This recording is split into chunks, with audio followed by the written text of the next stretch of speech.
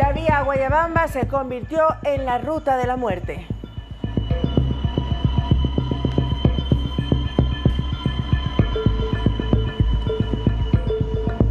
En este sector, los accidentes de los vehículos pesados son frecuentes y un gran peligro para los viajeros y para todos.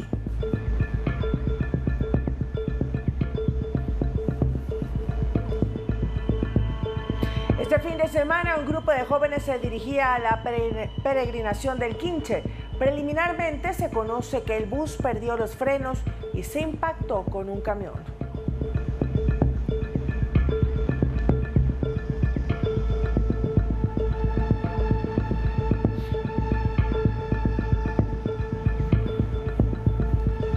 Pero ¿qué mismo pasa con esta vía? ¿Por qué tanto accidente por aquí?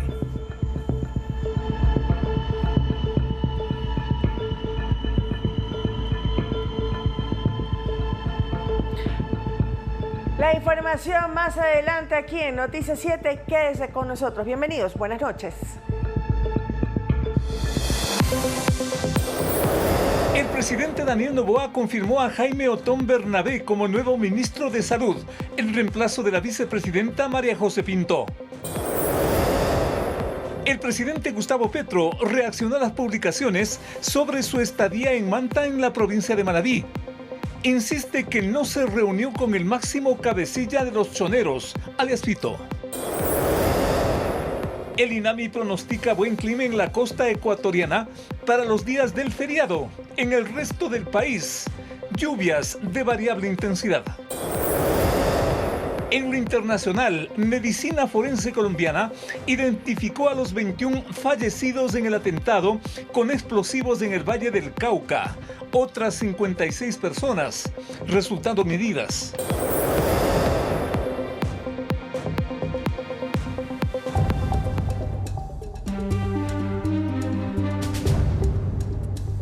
Amigos, los sospechosos de un crimen y de un intento de homicidio, hechos registrados el fin de semana en la ciudad de Guayaquil, están detenidos. Hay adultos y una menor embarazada detenidos por la fuerza pública.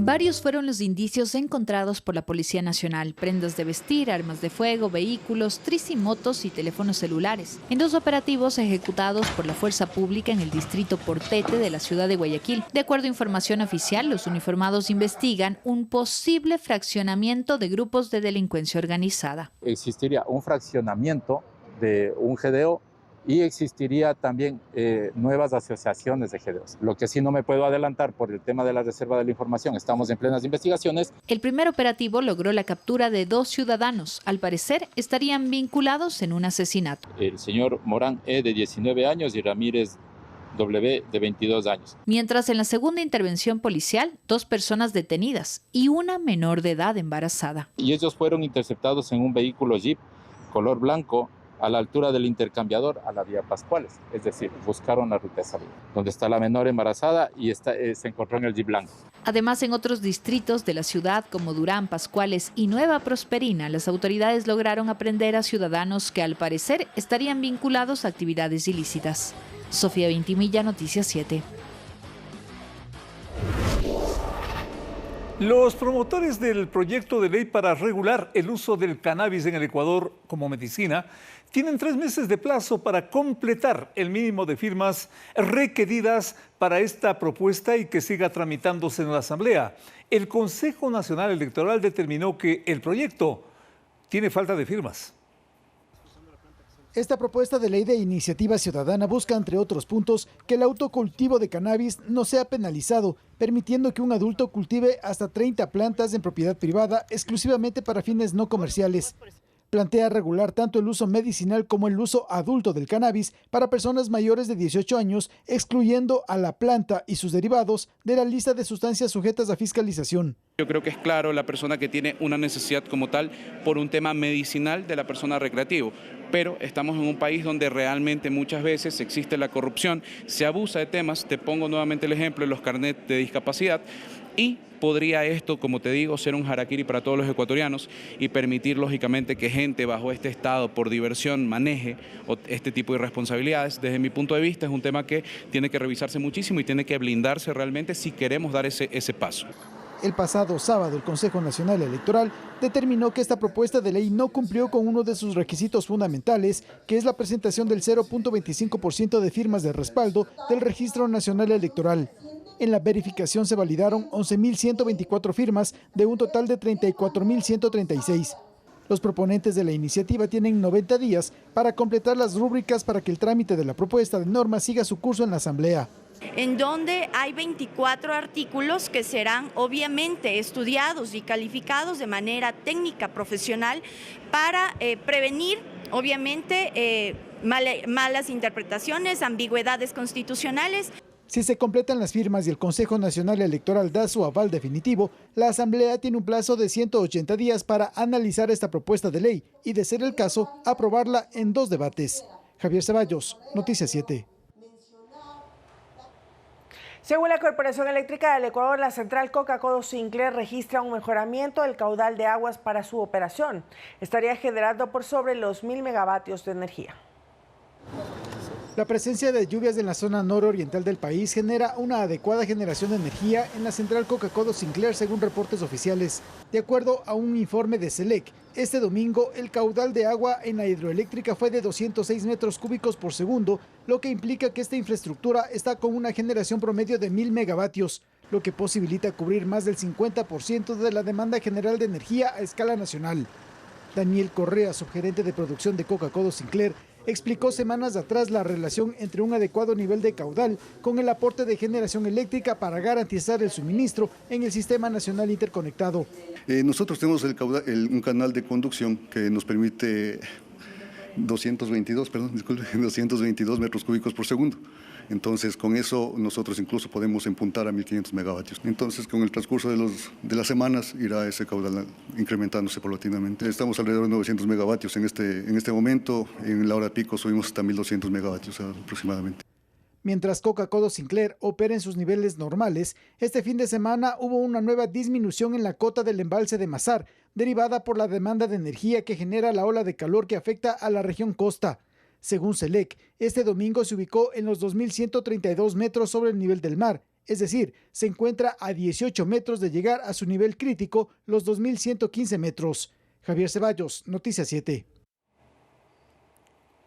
El presidente Daniel Noboa confirmó la designación de Jaime Otón Bernabé Erazo como el nuevo ministro de Salud y dio por terminadas esas funciones encargadas a la vicepresidenta de la República, María José Pinto. Lo formalizó mediante decreto ejecutivo que contiene ambas disposiciones. Bernabé Erazo es médico cirujano, graduado en la Universidad Estatal de Guayaquil, especializado en medicina intensiva en España y con formación hospitalaria en ese mismo país. Se informa que cumple con todos los requisitos tras una semana de haber sido anunciado como funcionario.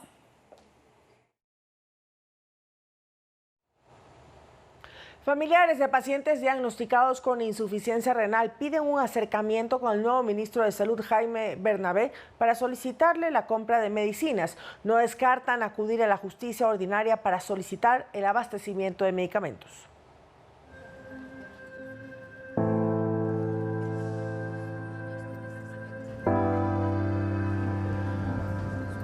La pequeña que ven en brazos es Rafa. Apenas a sus 5 años tiene varios problemas médicos que tiene que sobrellevar, los cuales requieren urgentemente de cirugía. Mi hija necesita una reconstrucción de vejiga, tiene su insuficiencia renal, un trasplante renal y una cirugía de columna. Estas cirugías que necesita en este caso mi hija son bastante complicadas y no puede seguir esperando. 3 veces a la semana debe acudir al Hospital Baco Ortiz en Quito para recibir tratamiento de hemodiálisis. Incluso ha tenido que comprar algunas medicinas. Estamos gastando entre unos 50 a 100 dólares a la semana. El hospital nos ha ayudado en todo lo que pueden, en todo lo que esté en sus manos. Es más, hay un médico que ha comprado medicación para nuestros hijos de su bolsillo. Pero necesitamos que el ministerio se ponga la mano en el corazón y nos eche una mano con esto. Similar situación vive Carmen, cuyo hijo, diagnosticado con insuficiencia renal, ha recibido diálisis en el Baco Ortiz por más de 14 años. Si les falta una diálisis no pueden, en especial mi angelito, no solamente tiene la insuficiencia renal, sino también tiene epilepsia, tiene hipoparatiroidismo, tiene la presión arterial. Para la epilepsia estamos comprando un jarabe que se llama el levetiracetam, que es caro, cuesta a partir de $60 a $70 un jarabe y le dura una semana y no tenemos. Varios padres de menores que necesitan este tratamiento piden una reunión con el nuevo ministro de Salud, Jaime Bernabé, para hacerle saber de la necesidad de medicinas. Yo apelo a la sensibilidad del nuevo ministro, señor Bernabé. Le invitamos a dialogar con los padres de familia, con pacientes, para buscar soluciones. Nosotros tenemos propuestas. Nosotros los pacientes renales en una diálisis podemos perder la vida. Tenemos que acudir a todas las instancias necesarias, sí, y si hay que poner una acción de protección para que un juez, cualquiera que sea, un juez ordinario, ordene, sí, por medio de sentencia, que el ministro entrante compra la medicina, hay que hacerlo. En el Hospital Baco Ortiz, al menos 20 menores de edad reciben diálisis 3 veces a la semana, tratamiento que dura 4 horas por sesión. Esta casa de salud realiza un promedio de 12 procedimientos diarios. Edison Saavedra, Noticias 7.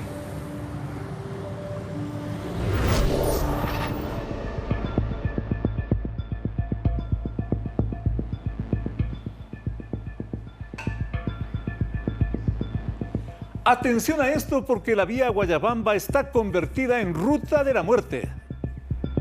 Varios accidentes de vehículos pesados se presentan en esta vía y son un peligro para todos los viajeros. Con esto y más, volvemos.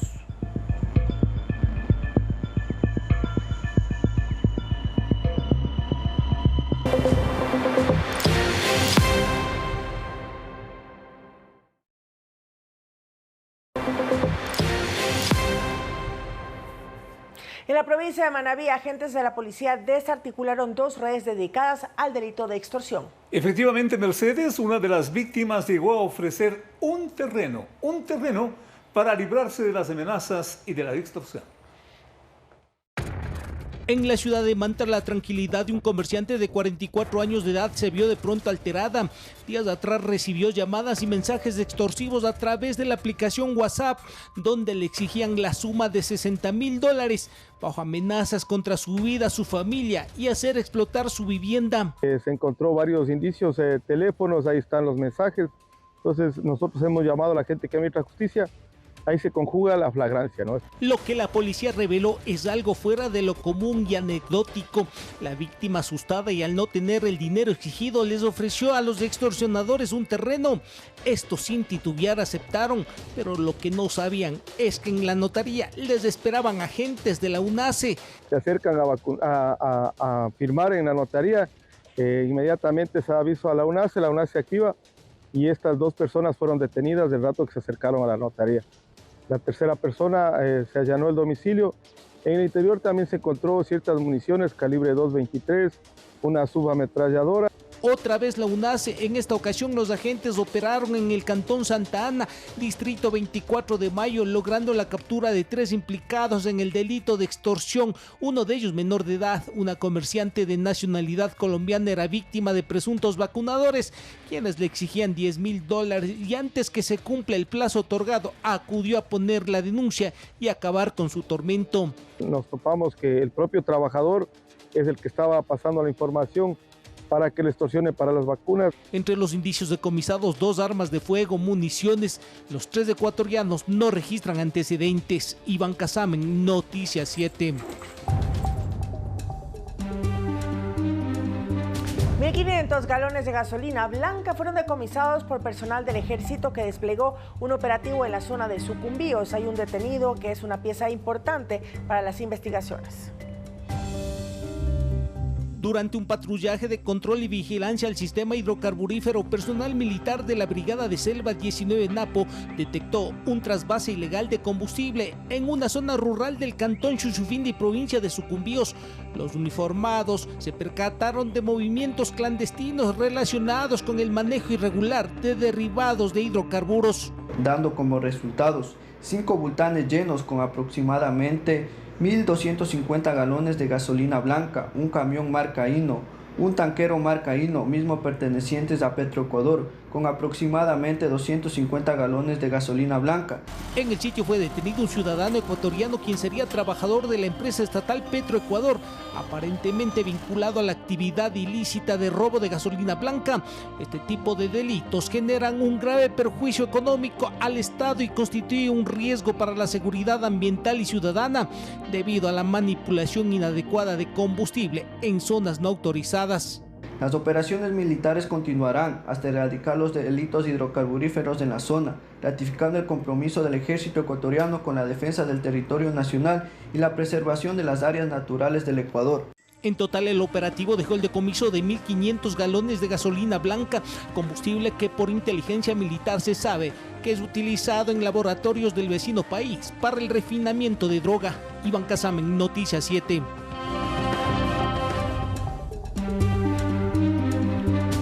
Y más acción contra la minería ilegal. Ahora fue atacada en los cantones San Lorenzo y Eloy Alfaro de la provincia de Esmeraldas. El operativo del ejército ecuatoriano sumó así nuevos logros contra las organizaciones delictivas dedicadas a esa actividad.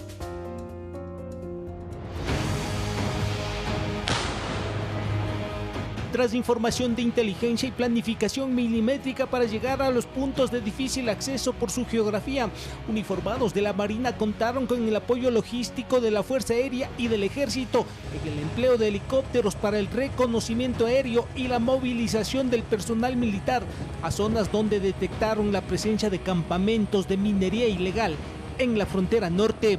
Por sobrevuelos realizados en los cantones San Lorenzo y Eloy Alfaro, planificó y ejecutó más de 7 operaciones especiales. Los uniformados llegaron por vía aérea hasta los sectores de Durango, Selva Alegre, Angostura, Tululbí, Ricaurte, Timbiré, La Tranca, Wimbi, Juan Montalvo, además de otros sectores. Y varias comunas del río Cayapas y del río Ónsole. Una vez en el tierra, el personal militar procede a asegurar el lugar y, mediante una detonación controlada con explosivos, se ha logrado la neutralización. Como resultado de las acciones operativas en 3 meses de intervenciones, lograron la destrucción de 12 campamentos clandestinos, 9 clasificadoras, 17 retroexcavadoras, 7 motobombas de agua, propinando una fuerte afectación económica a la economía criminal de grupos delictivos vinculados a la minería ilegal. Se ha generado una afectación económica de más de $2 millones a la economía criminal. Con estas acciones, las Fuerzas Armadas afectan directamente la capacidad operativa de las estructuras criminales, garantizando el control territorial y la protección de los recursos naturales. Iván Casamen, Noticias 7. La Policía Nacional informó que en Quito hay un descenso de la tasa de homicidios intencionales. El fin de semana no hubo muertes violentas, destaca la institución policial, que también refiere a una reducción de delitos como resultado de los operativos. Asegura que las acciones contra la delincuencia continúan, producto de lo cual hay 2 detenidos por llevar droga y portar armas. Sector La Tola, específicamente en Avenida Pichincha, de 2 individuos los cuales el operativo perfilaron, son 2 individuos mayores de edad de nacionalidad venezolana, el uno Amílcar G y el otro ciudadano Jefferson R, los cuales portaban 2 armas de fuego, una cada uno, y aparte de ello gran cantidad de sustancia verdosa, presumiblemente luego de las pruebas de PIPH y luego que pasen la audiencia para marihuana. Atención a esto, en la provincia del Oro, en el cantón Guabo, durante una operación estratégica de control de armas, municiones y explosivos, elementos de las Fuerzas Armadas capturaron a Leonardo M., alias Maldito Árabe, integrante del grupo armado organizado Los Lobos y considerado objetivo de alto valor. Según reportes de inteligencia, el sujeto ocuparía el 3er puesto dentro de la organización delictiva. Alias Maldito Árabe es requerido por la justicia por estar vinculado a delitos como extorsión y sicariato.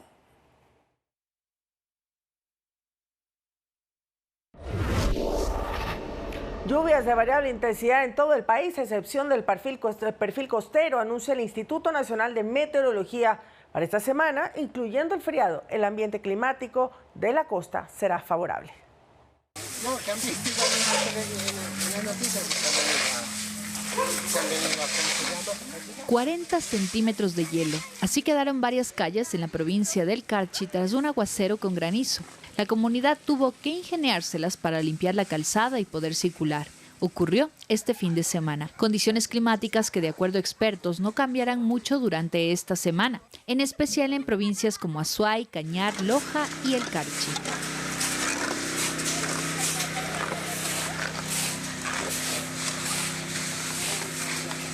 Caída de granizo, especialmente en aquellas zonas que durante el día presentan alta radiación solar. Ciudades como Quito, Ibarra, Ambato y Riobamba durante las mañanas tendrán sol y en las tardes y noches es probable que existan lluvias dispersas. Se presentó un evento atmosférico que se llama la oscilación de Madden-Julian. Es una oscilación tropical que resalta las lluvias que se puedan presentar. En el litoral, en especial en los puntos cercanos a la cordillera, existirán lluvias, acompañadas en varios casos de tormentas eléctricas. Los ríos de Esmeralda, Santo Domingo de los Áchilas y en las partes altas del Oro, aún estos próximos días tenemos probabilidad de lluvia. Sin embargo, en el perfil costero las condiciones serán favorables y, de acuerdo al monitoreo, se extenderán hasta el fin de semana. Importante información para quienes planifican viajar durante el feriado. Y sobre todo para el feriado y el fin de semana, estas localidades podrían presentar mayor brillo solar, mayor radiación solar también, y también temperaturas que podrían estar y oscilar entre los 30 a 33, 34 grados centígrados. Mientras en la Amazonía las lluvias persistirán, los cielos serán nublados y parcialmente nublados, acompañados de humedad. Sofía Vintimilla, Noticias 7. Un decreto gubernamental confirma que el IVA se reducirá al 8% en estos 4 días de feriado por el Día del Trabajador. Vale recordar que los días de asueto descanso se ampliaron y no serán recuperables. Las cifras de los días feriados anteriores han sido positivas, por lo que se mantiene la expectativa de repetir ese positivismo. Esta semana será laboralmente corta para la mayoría de ecuatorianos porque el presidente Daniel Noboa firmó hace unos días el decreto ejecutivo para ampliar el feriado por el Día del Trabajador. Es decir, el jueves 30 de abril será de descanso obligatorio, sumándose al viernes 1 de mayo y el fin de semana del 2 al 3. Para dinamizar la economía local dentro de nuestro país y sobre todo para mostrar que tenemos y manejar un turismo interno positivo dentro de estos días de feriado. Este será el tercer feriado en lo que vamos del 2026 y el segundo de 4 días. En el de Carnaval, la ocupación hotelera tuvo un histórico porcentaje del 49,6%. El gasto turístico fue de 81,9 millones de dólares entre sábado y martes y los viajes internos superaron los 1.200. Mientras que en Semana Santa se registró una ocupación hotelera promedio del 40%, 49,5 millones de dólares en gasto turístico y 743,000 viajes por todo el país. Además, para este Día del Trabajador se volverá a aplicar una medida que impulsa el turismo.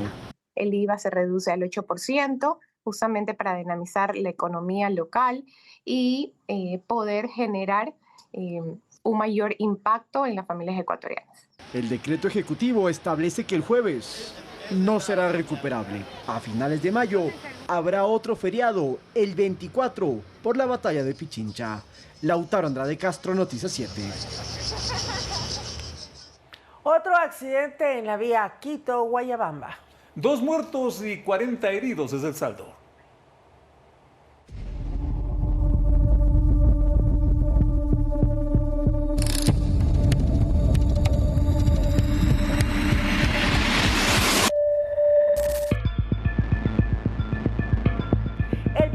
Crítico es en la pendiente al llegar al puente del río Guayabamba.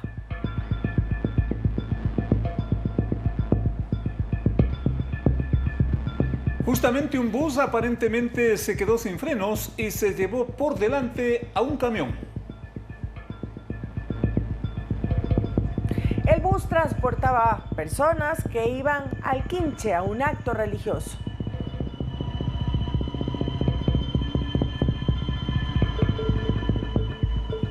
Es un accidente más en este tramo que se ha convertido en una zona de alto riesgo. El mayor número del transporte pesado registra mayor accidentabilidad.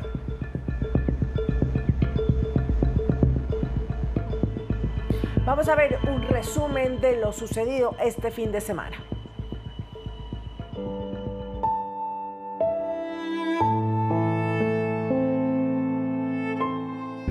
Corría la mañana del sábado 25 de abril cuando se encendieron las alarmas en la vía Oyacoto-Guayabamba, al nororiente de Quito. Testigos llamaban al ECU 911 notificando que un bus de transporte escolar colisionó con un camión, dejando decenas de personas afectadas.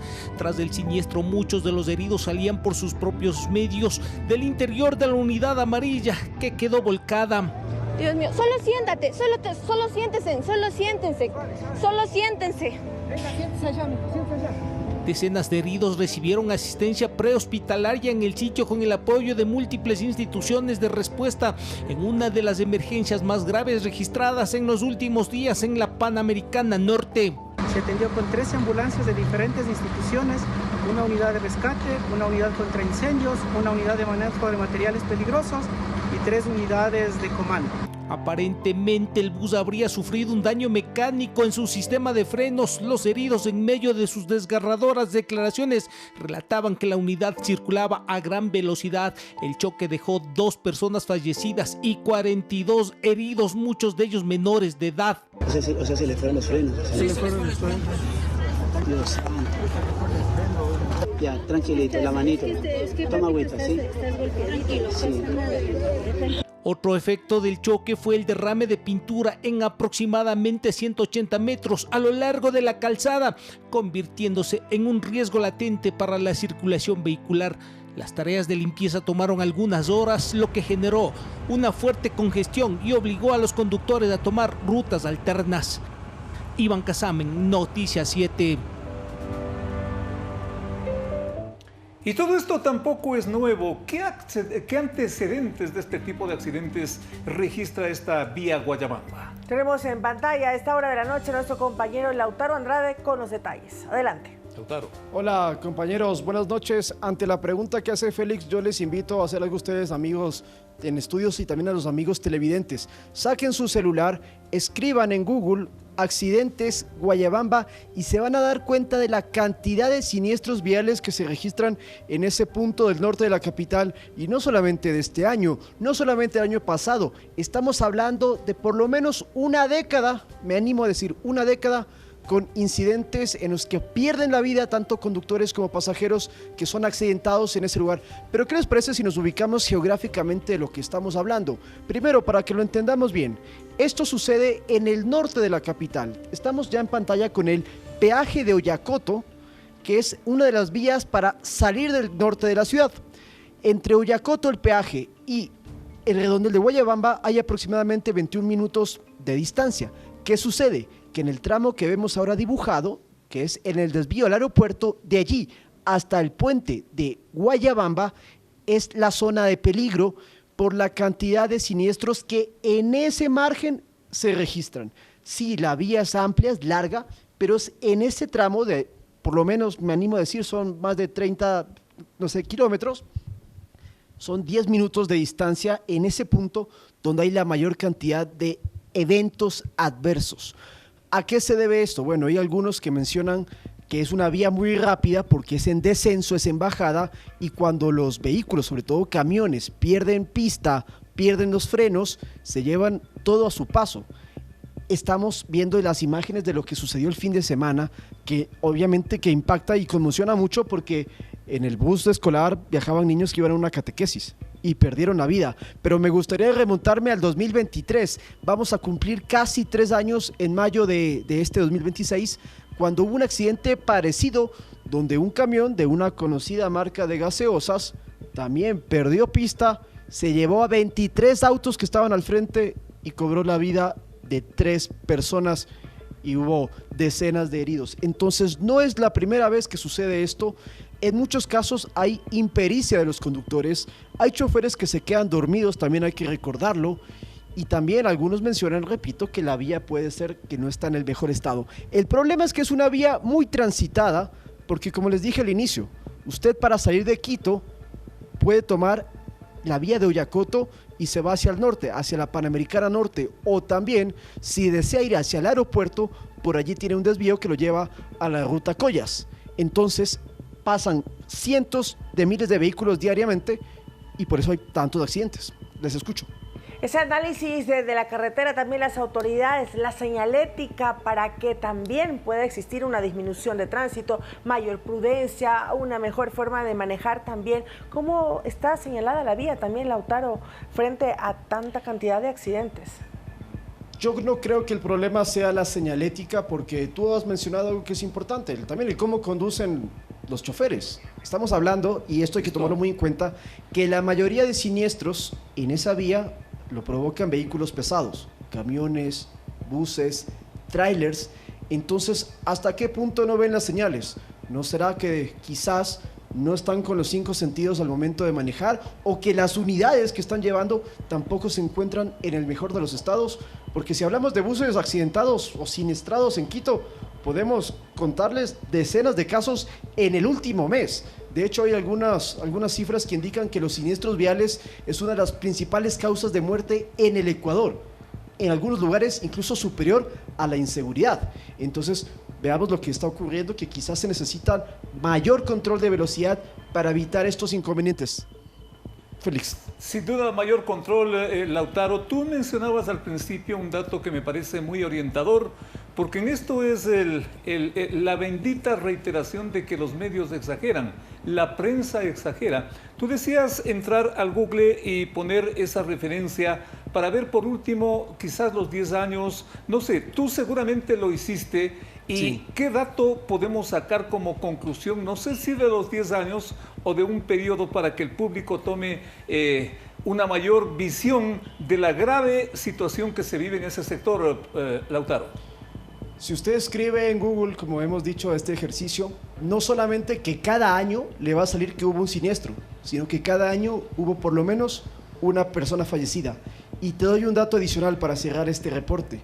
Hoy lunes, 3 accidentes de tránsito se registraron durante la mañana y el mediodía en la Panamericana Norte, justamente en la vía de la muerte, como la apoda la producción. 3 siniestros. No hubo fallecidos, sí hubo heridos. En un caso hubo un choque múltiple entre vehículos, un carro se volcó, hubo 2 personas heridas, hubo una motocicleta que también perdió pista y se accidentó, y más temprano hubo un tercer caso, que además esto provoca congestión vehicular porque siempre tienen que cerrar la vía, y eso hace que quienes viven en Guayabamba o viven en el norte de la ciudad y quieren ingresar a Quito tienen inconvenientes producto de lo que sucede diariamente.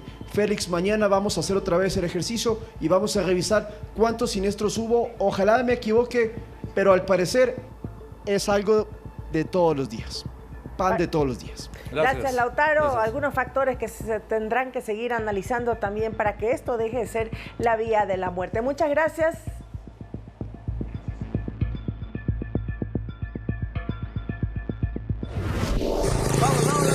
Se agarró más de esa pobre casa. Un accidente de tránsito ahora registrado en la vía Shell en Puyo, en la Amazonía, desató una emergencia al arrancar cables eléctricos que cayeran sobre una vivienda. Los dueños no sé ni dónde estarán. El siniestro degeneró en un incendio que produjo alarma entre moradores del sector, como vemos, movilizando a equipos de emergencia para controlar la situación. Oiga, Poli, Las los bomberos, autoridades ¿cómo así no vinieron? trabajan en la zona para evaluar los daños y así determinar posibles responsabilidades. Piden también la colaboración de los usuarios de las vías para evitar emergencias como esa.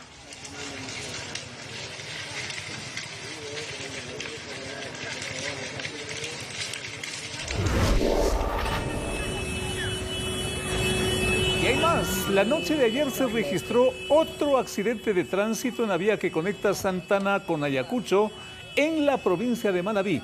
Según la información preliminar, el siniestro involucró a 3 vehículos, lo que generó momentos de tensión entre quienes circulan por la zona. Producto de este impacto, al menos 3 personas fueron heridas. Personal de emergencia atendió a los afectados en el lugar. Luego fueron trasladados a casas de salud de la zona.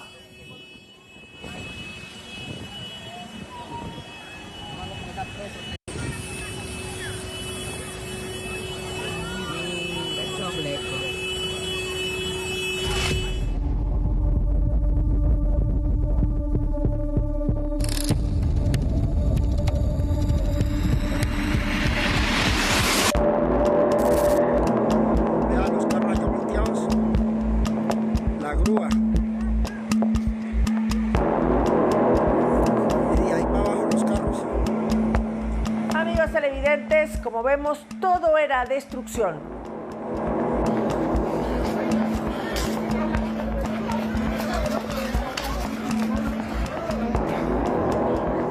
Comparable con un campo de batalla.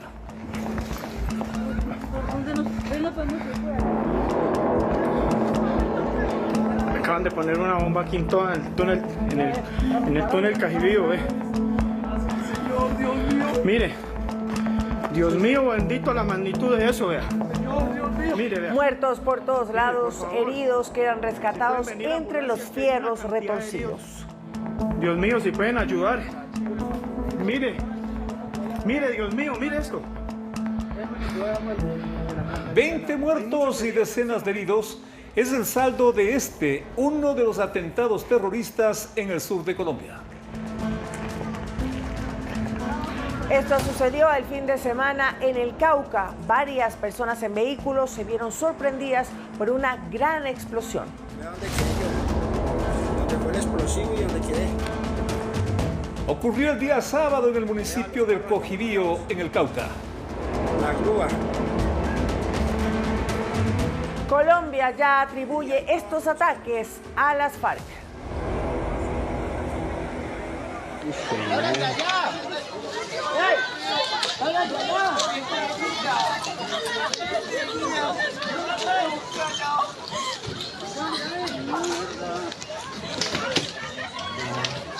Una bomba, ¿verdad? Perra, ¿eh? No, una bomba en el camión. Sí, mire, hay como 5 muertas en la receta que yo venía. Sí.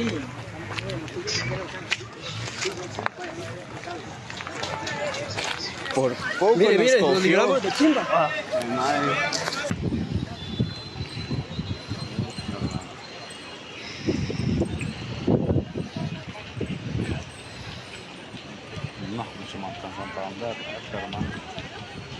Dios mío, bendito la magnitud de eso, vea. Señor, Dios mío. Mire, vea. Mire, por favor. Si pueden venir ambulancias, que hay una cantidad de heridos. Dios mío, si pueden ayudar. Mire, Dios mío, mire esto. Hay muchos heridos en este momento. A 21 muertos y 56 heridos ascendió el saldo de víctimas por el violento atentado en el departamento del Cauca, en el suroeste de Colombia, que se le atribuye a las disidencias de las FARC. Sin embargo, lo sucedido el sábado no es un hecho aislado. Durante estos 2 días, en el departamento del Valle y del Cauca, se han presentado 26 acciones criminales, 26 acciones terroristas que solamente han afectado a nuestra población civil. El viernes un bus estalló frente a una base militar en Cali, en imágenes que quedaron captadas por una cámara de seguridad.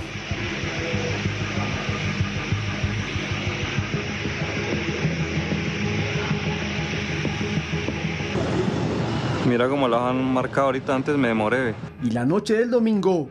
Y que han matado al de camión. Un camión fue incendiado en Jamundí, al sur de Cali, luego de otro bloqueo vial efectuado por los subversivos. El vehículo transportaba aves, pero sujetos armados obligaron al chofer a bajarse para luego prenderle fuego al camión.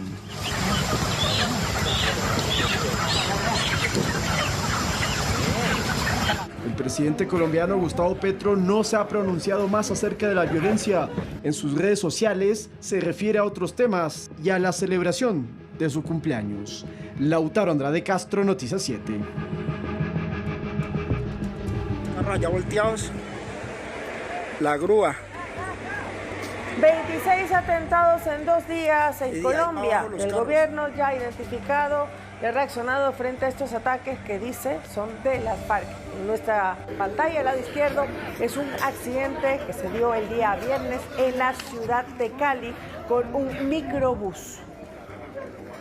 En un caso es el día viernes en Cali, el otro ocurre en Jumundí el día domingo y el sábado en el sector del Cauca. Una sucesión de atentados que es como retroceder en el tiempo. Colombia lamentablemente Vuelve a mío, esas bendito, épocas la magnitud de terribles eso, vea. de los atentados en cualquier sitio. por Y esto favor. también coincide Si pueden venir con ambulancias, este que hay una anuncio cantidad de heridos. del fracaso en la Dios mío, si práctica pueden ayudar. de la gestión política del Mire. actual gobierno de Colombia Mire, de no Dios mío, llegar mire a un eso. acuerdo con la guerrilla colombiana.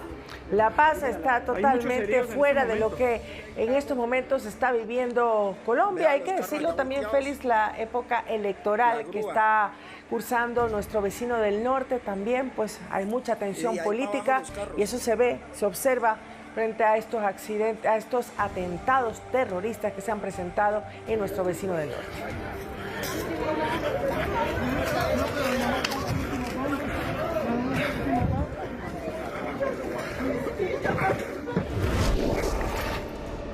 Bapak penyelia terjadi temperan di kereta Bekasi Timur. Y dos trenes chocaron en Indonesia.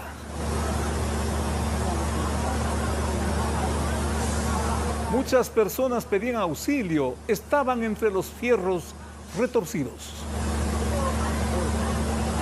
4 pasajeros murieron y 40 quedaron gravemente heridos.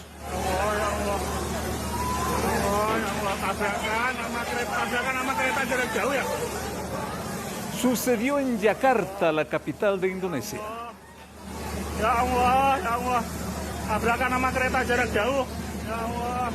Muchos intentaron ayudar, pero las labores de rescate fueron complejas, cuesta arriba.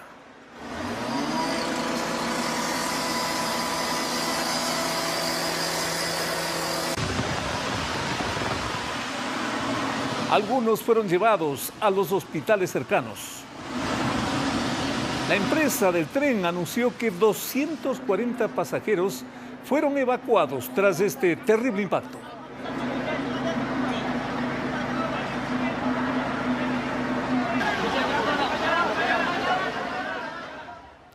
Bien, y empezó el proceso de juzgamiento contra el aparente autor del frustrado atentado del fin de semana contra el presidente de Estados Unidos, Donald Trump. El estadounidense de 31 años, Cole Thomas Allen, enfrenta 2 cargos y un mensaje que revelaría sus intenciones.